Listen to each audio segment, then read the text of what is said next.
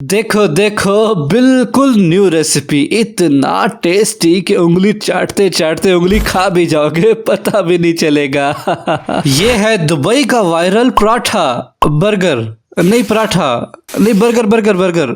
अबे यार, ये लो फिर दोनों को मिला दिया और अब पेश है पराठा स्मैश बर्गर। भैया भैया, मेरे पास तो दुबई का वीजा नहीं है। अरे तो इतना खर्चा करके दुबई जाने की क्या जरूरत है, वो भी सिर्फ एक बर्गर के लिए, जब हम दुबई को यहाँ बुला सकते हैं। भैया क्या मतलब? तू चुप बैठ के खाली बस देख, बीच में नहीं बोलने का। तो ये मजेदार सा दुबई का वायरल पराठा बर्गर टेस्ट करने के लिए आपको फूड फिक्शन बाय अवैस यार की चेस्को वाली फ्लाइट पकड़नी होगी, और वो बिल्कुल फ्री है। चलो फिर।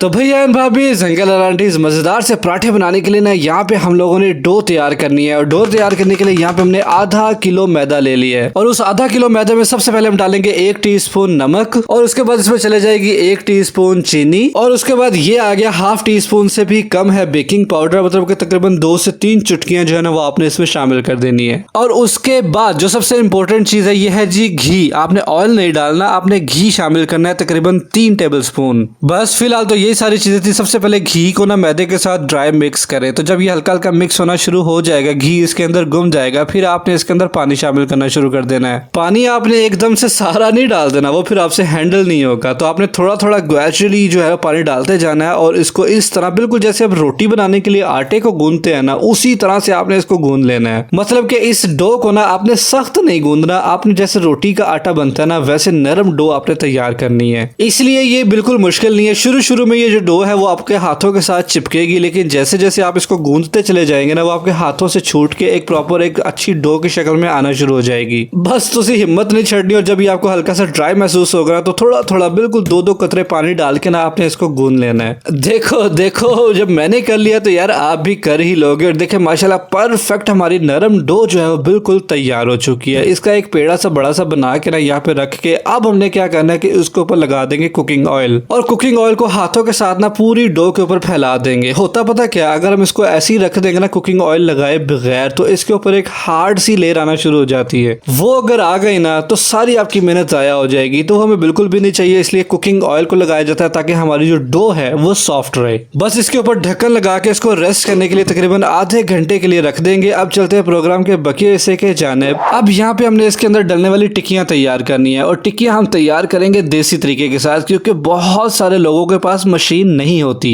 तो ये कोई मसला नहीं है। चिकन का कीमा बहुत नरम होता है, तो हमने 2 डंडे मारने और उससे सेट हो जाना है। तो यहाँ पे हमने चिकन का कीमा ले लिया तकरीबन आधा किलो। ये देखिए, अगर आप नोटिस करें ना तो जो कीमा हमने मशीन से निकलवाया है अभी भी ये बड़े बड़े पीसीज में, मतलब कि पीसीज हैं ये कीमा, मतलब जिस तरह हमें चाहिए ना टिक्की बनाने के लिए, ये उस तरह से ऐसे मैश्ड नहीं है। तो इस कीमे की टिक्कियां तो बिल्कुल भी अच्छी नहीं बनेगी, वो टूट जाएंगी और बिखर जाएंगी और आपका सारा मूड खराब हो जाएगा। तो बेहतर है पहले इसको हम सेट कर लेंगे। बस आपने इसके अंदर डंडे को अच्छी तरह से चलाना, और उसको कूट कूट के ना इसके सारे रेशे जो है अपने तोड़ देने हैं। अगर आपके पास मशीन है तो यही काम आप मशीन में कर लें, कोई प्रॉब्लम नहीं है। तो ज्यादा टाइम नहीं लगेगा। चिकन का कीमा जो वो सॉफ्ट होता है, तकरीबन सिर्फ 2 मिनट आपने इसको करना है। और ये देखें परफेक्ट हमारा जो चिकन का कीमा है ना वो मैश हो चुका है। तो जब ये वाली कंडीशन बन जाएगी ना तो इसमें हम बाकी चीजें शामिल करेंगे, जिसमें सबसे पहले यहाँ पे हम प्याज डालेंगे। अच्छा, प्याज जो है वो उसका आपने पानी अच्छी तरह से निचोड़ लेना है। ये प्याज का पानी हमें बिल्कुल भी हमारे कबाब के अंदर नहीं चाहिए, वरना हमारे कबाब जो है वो टूटना शुरू हो जाएंगे। तो इसको अच्छी तरह से निचोड़ के हमने 3 टेबलस्पून प्याज जो है ना वो कुटा हुआ प्याज इसमें डाल देना है। उसके बाद इसमें डाल देंगे जी 1 टीस्पून लाल मिर्च पाउडर, और उसके बाद इसमें चला जाएगा 1 टीस्पून ही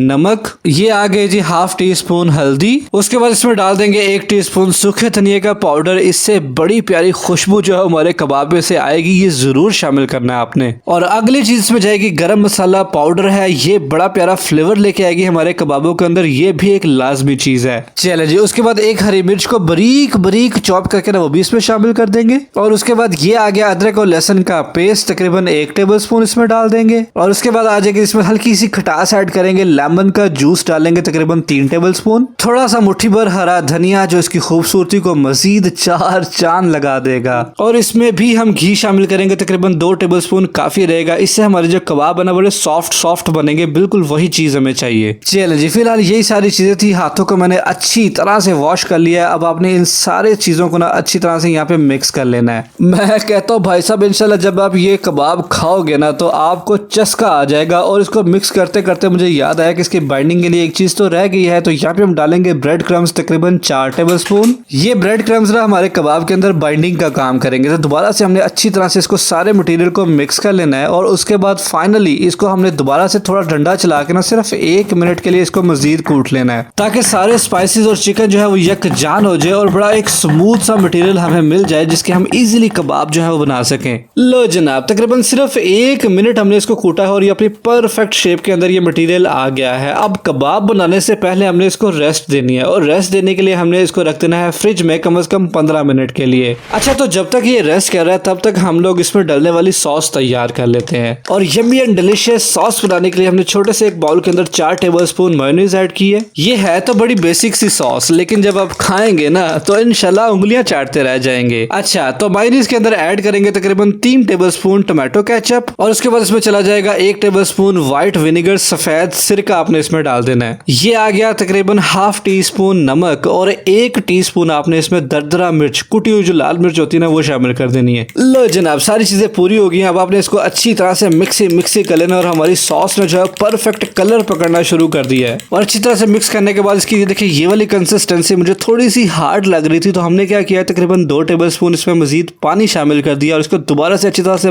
मिक्सी करेंगे। और अब चेक करेंगे ये वाली कंसिस्टेंसी मुझे बिल्कुल ठीक लग रही है, तो हमारी परफेक्ट डिलीशियस सॉस जो है बिल्कुल तैयार हो चुकी है। इसको रख देंगे साइड पे और अब चलते हैं प्रोग्राम के अगले हिस्से की तरफ। अब आ गया जी इस रेसिपी का थोड़ा सा ट्रिकी पार्ट। मुश्किल नहीं है लेकिन समझने की जरूरत है। तो सबसे पहले अपने सरफेस के ऊपर खुशका लगा लेना है मैदे के साथ, उसको डस्टिंग कर लेनी है और जो हमारी डो जो हमने तैयार की थी ना वो ला के इसके ऊपर रख देनी है। देखें, अब हमने क्या करना है कि इसके 4 पीसेस कर लेने हैं, मतलब इस डो को हमने 4 पीसेस के अंदर डिवाइड कर लेना है। किसी भी छुरी या कटर की मदद से ये इजीली कट जाएगा क्योंकि डो हमारी जो है काफी सॉफ्ट है। तो इन चारों में से 3 पीसेस को फिलहाल साइड पे रख देते हैं और एक को ले आते हैं मैदान में। और उस एक को सबसे पहले आपने हाथों की मदद से दबा के और रोल करके ना एक पेड़ा तैयार कर लेना है और उसके बाद उस पेड़े को अपनी सरफेस पे रख के हल्का सा दबाना है, प्रेस करना है। जब ये शेप में थोड़ा सा बड़ा हो जाएगा ना, फिर हमने एक बेलन ले लेना और बेलन की मदद से इसको रोल करना शुरू कर देना है, इसको बेलना शुरू कर देना है। अब इसको गोल करने की जरूरत नहीं है, गोल बनाने की जरूरत नहीं है, हम इसको लंबाई में भी इसको बेल सकते हैं। बल्कि मैं तो कहता हूँ कि इसको लंबाई में ही बेलना है। एक तो बेलना आसान हो जाएगा और जो अगला स्टेप हमने करना है ना वो भी आसान हो जाएगा। तो बस इसको बेल कर आपने एक लंबी सी रोटी तैयार कर लेनी है और इसकी मोटाई देख ले, ये देखे इतनी मोटाई इसकी जो है होनी चाहिए, मतलब कि ये मोटी नहीं होनी चाहिए, इसको आपने बारीक बेल लेना है। ठीक है, तो जब ये वाली कंडीशन बन जाए तो मेरे पास यहाँ पे पिज्जा कटर है। इस पिज्जा कटर की मदद से ना हमने इसकी कटिंग कर लेनी है। अगर आपके पास ये पिज्जा कटर नहीं है तो कोई मसला नहीं यार, आप नाइफ ले लो, छुरी ले लो, उसकी मदद से आप इसकी कटिंग कर लो। मकसद ये है कि इस तरह से है ना हमने इसकी लंबी स्ट्रिप्स जो है वो काट लेनी है।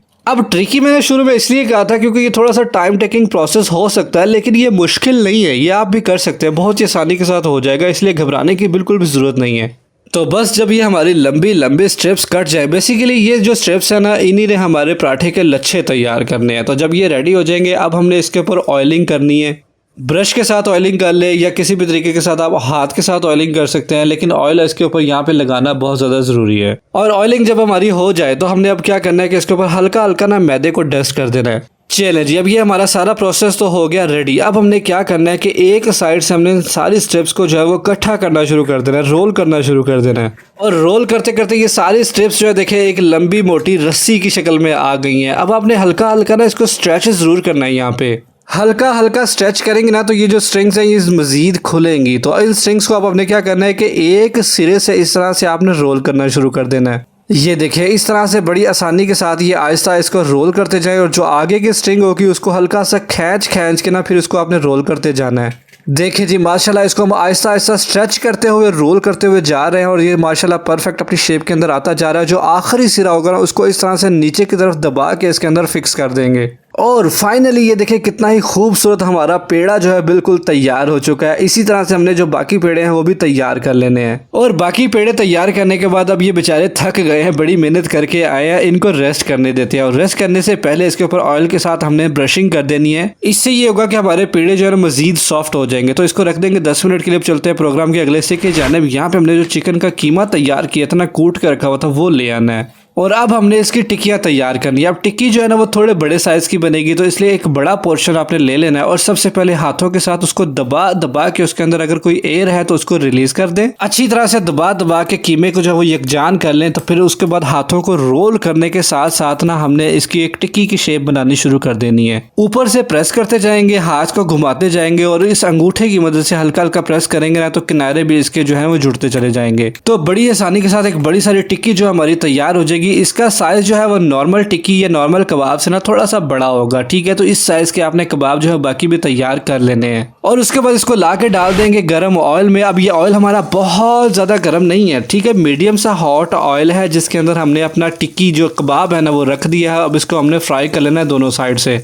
और इसको फ्राई करने की टेक्निक ये है, जब आप इसको पैन में डाल दें तकरीबन 1-1.5 मिनट आपने इसको बिल्कुल भी नहीं छेड़ना, ताकि जो नीचे वाली साइड है वो थोड़ी सी अपनी शेप को मेंटेन कर ले, थोड़ी पक्की हो जाए। बस उसी हौसला रखना है और टेंशन नहीं लेनी, ठीक है। तो जब 1-1.5 मिनट गुजर जाएगा ना फिर आपने 2 चम्मच ले लेने और आहिस्ता के साथ इसको आपने पलट देना है। माशाल्लाह जी, ये देखिए परफेक्ट इसका कलर आना शुरू हो चुका है, लेकिन इसको थोड़ा सा ऑयल के अंदर ले आएंगे ताकि ये प्रॉपरली सारी गोल्डन हो जाए। तो बस इसी तरह से आपने इसको वक्फे वक्फे से उलट पुलट करते जाना है और बड़ा मजेदार और जूसी परफेक्ट हमारा कबाब जो है बिल्कुल तैयार हो जाएगा। अब इसको रख देंगे साइड पे और अब चलते हैं फाइनल स्टेप की तरफ। अब आखिरी स्टेप ये है कि हमने जो पराठे बनाए थे ना उनको तैयार कर लेना है और उनको तैयार करना बहुत ही आसान है, ठीक है। ये नरम हो चुके हैं, हमने ऑयल लगा के रखे हुए थे, ये बहुत सॉफ्ट हो चुके हैं। तो आपने इनमें से एक पराठा उठाना है, सरफेस पे रखना है और हाथ के साथ ही आपने हल्का हल्का प्रेस करना है ना, तो ये अपनी शेप को थोड़ा सा एनहेंस कर देगा, थोड़ा ये बड़ा होना शुरू हो जाएगा। इस पॉइंट पे आपने बेलन को बिल्कुल भी यूज नहीं करना, ये हाथ के साथ ही हो जाएगा, ये बहुत सॉफ्ट है। तो ये आपका कहना मानेगा और थोड़ा अपने साइज में बड़ा हो जाएगा। फिर इसको उठा के हम लोग ला के डाल देंगे हमारे ऑयल जो हमारा ऑलरेडी मीडियम हॉट हो चुका है उसके अंदर डाल देंगे। इन मैदे वाले पराठों की जो असल जान है ना वो ऑयल ही है, ये ज्यादा ऑयल में ज्यादा अच्छे बनते हैं। तो इसके साथ भी आपने वही वाली टेक्निक लगानी है जो हमने कबाब के साथ किया था। ऑयल में डालने के बाद आपने इसको तकरीबन 1-1.5 मिनट बिल्कुल भी नहीं छेड़ना,